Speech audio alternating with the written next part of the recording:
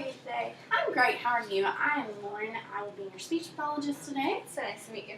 You too. If you want to tell me a little bit about your family background so I can get a little bit more of a feel for what I would recommend for you guys. Okay, yeah. My name's Taylor.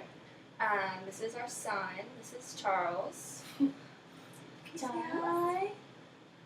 Hey, this is my husband.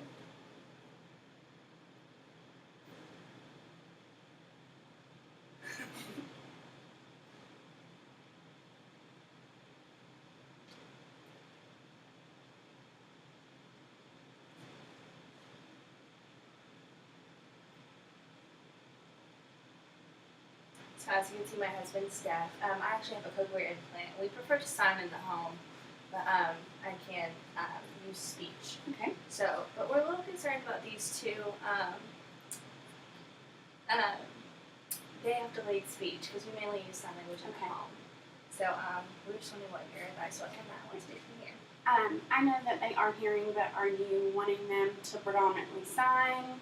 Or are you wanting them to be able to predominantly just use like speech or maybe a mixture of both? Right. Well, we mainly use sign language in the home, but we were really wanting. We know they're going to be in the hearing world a lot more, and so we don't want to be selfish about that. And we would really like them to be able to communicate in both, and especially when it's time to go to public school. So we're just. All right. Based off of what you're telling me, I think that you should go for a multimodal approach, which is a combination of using both visual and oral methods. So that would allow them to learn sign language and to learn how to use speech and engage with the hearing world, and also be able to be a part of the deaf world. Right. So, do you have any questions of maybe like what techniques or what's the best route to go about with multimodal? Yeah, how exactly would we go about doing that? And, like, I'm guessing I would be the main instructor for them. You would predominantly, because you do speak and, your husband signs, he would be a huge component of sign language, obviously. Right, it would be great in the home with sign language. But you would just make sure that really the main thing that I can't stress enough is just exposure to language. Okay. Just any way possible. TV shows, they know those, like, little Einstein movies, things like that, that really just, like, get them, also their brain going. Right. You're sleepy, Charles. Get their brain going and their language developing. And also, you can also try, if you wanted to, maybe some cued speech, something like that. What exactly is that? It's using, like, hand symbols at the mouth, like, maybe also some lip reading. I don't really recommend that because that could be hard. Right. Some things produced look the same, And then by teaching them like sign language and speech, you're really giving them a bilingual approach, which is really good for them. So they can be a part of both worlds. And then as far as when it's time for school, before school, I'd recommend like a pre-K program that would, get them with other children so they can use speech. And, also with that, if you know any that have families with children, to do some play dates, get stuff like that. Just some time for both of them to interact with other kids. So just make sure they're also surrounded by hearing children as well. Big thing. And then when they finally move on, they'll have an IEP, which will outline exactly like what their education plan is, like what services they may need, just all of that. We'll be able to be a part of that? Yes, totally. I'll be a part of that. Now what about him, since he can't really, since he can only use sign language? Anytime, and I stress this, Charles, you're just trying to jump out of your mom's lap.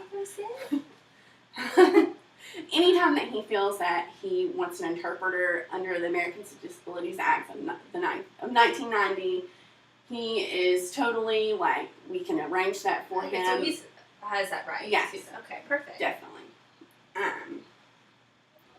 And then, this multimodal approach, it might not be the easiest approach. It's going to be really time extensive and it's going to take a lot of work. But since right now their main language is ASL, English will come as sort of like a second language to them right now.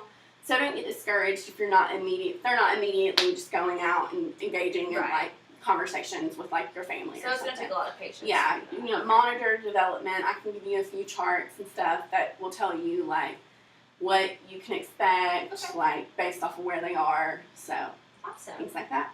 Do you have any questions maybe on what you would tell like your family or? Yeah, what our family doesn't really know how to communicate with them because it's so difficult for them to communicate right now. So we're wondering how we should talk to them about it, or if we need anything from them.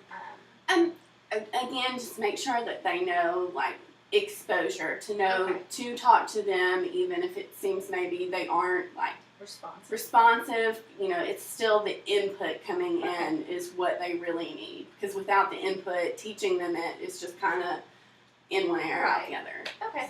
So definitely keep them around extended family and get support from extended them. family. That's really, you know, you want their support. You want support from the community, support from your friends. You know, just a lot of people on your side to help you, because it could be a little overwhelming at times. So it's already overwhelming with twins. That's okay. Now, what was I going to ask you next? Now, what about speech therapy? Or do they need of that? I mean, since they are a little delayed. They're a little delayed right now, but I'd like to see how they do with speech. You know, see if they can pick it up and if they get to like normal levels. You know, unless I really see something like outward that's. Right now, I would say no. Okay, so we'll wait. We'll let them start using English and. Now, would we need to come in for like checkups every now and then? Yeah, I would like to see you guys. You know, pretty like maybe every 6 months, maybe less than 3 months. You know, we'll set all that up. Right, just to monitor and see what's developing. All right. Well, I think that's all the questions. All right. Well, thank you guys for coming in so much. I love getting to see your boys. So nice meeting you. You too.